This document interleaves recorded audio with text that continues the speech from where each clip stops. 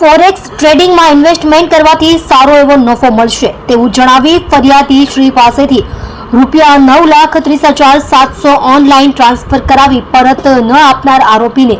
વાપી ખાતેથી ઝડપી પાડતી સાયબર ક્રાઇમ સેલ સુરત શહેર પોલીસ। ફોરેક્સ ટ્રેડિંગમાં ઇન્વેસ્ટમેન્ટ કરવાથી સારો એવો નફો મળશે તેવી લોભામણી જાહેરાતની પોસ્ટ ઇન્સ્ટાગ્રામ પર કરી ફરિયાદી શ્રી પાસે ટ્રેડિંગ એપ્લિકેશન ડાઉનલોડ કરાવી તેમાં રજીસ્ટ્રેશન કરાવી એકાઉન્ટ બનાવડાવી તેમાં ઇન્વેસ્ટમેન્ટ માટે તથા લર્નિંગ ગ્રુપમાં જોડાવા માટે અલગ અલગ બેંક એકાઉન્ટોમાં ₹9,30,700 ટ્રાન્સફર કરાવે તેમાંથી ફરિયાદી શ્રીને કોઈ રૂપિયા વિડ્રો ન કરવા દઈ તેઓ સાથે છેતરપિંડી કરી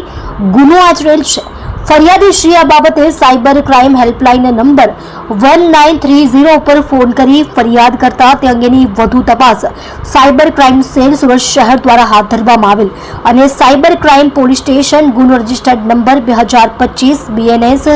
2023 ની કલમ 318(4) 61(2) 3(5) તથા IT એક્ટ કલમ 66C 66D મુજબનો ગુનો દાખલ કરવામાં આવેલ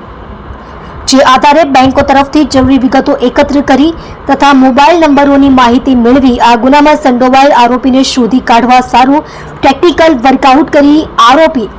રાહુલ વિનોદભાઈ ચૌધરી ઉંમર વર્ષ 28 ધંધો ટ્રેડિંગ હાલ રહે રૂમ નંબર 203